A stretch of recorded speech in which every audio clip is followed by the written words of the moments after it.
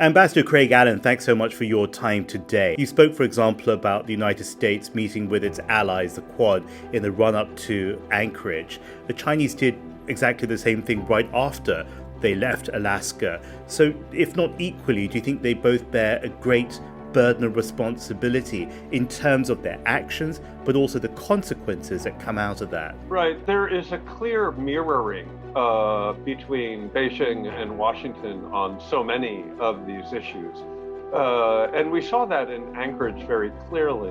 The US side spoke first at the meeting and raised human rights. Well, the Chinese side mirrored that exactly and raised human rights concerns in the United States as well, to the extent that the US is going to be talking and working more closely with allies.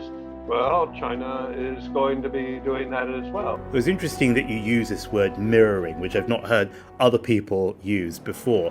But no matter how much they mirror, that damage doesn't cancel itself out. I think it's very fair to say that the state of the relationship has now declined to a level where decoupling and a new Cold War have become commonplace discussion points.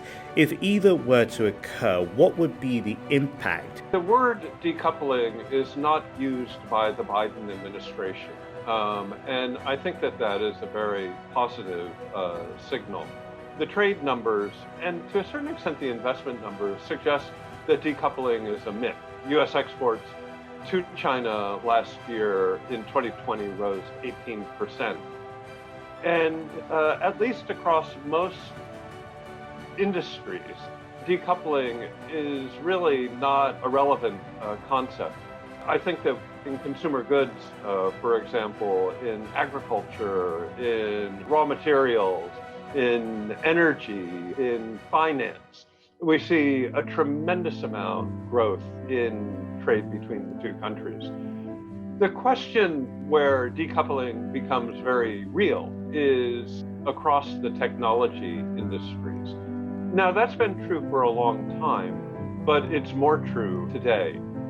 In both countries, we see a mirroring of technology restrictions and a chorus of voices calling for self-reliance and secure supply chains and clean networks. And I expect that the results will be very complicated depending on the industry. All American technology companies want to be in China, and all Chinese technology companies want to be in America.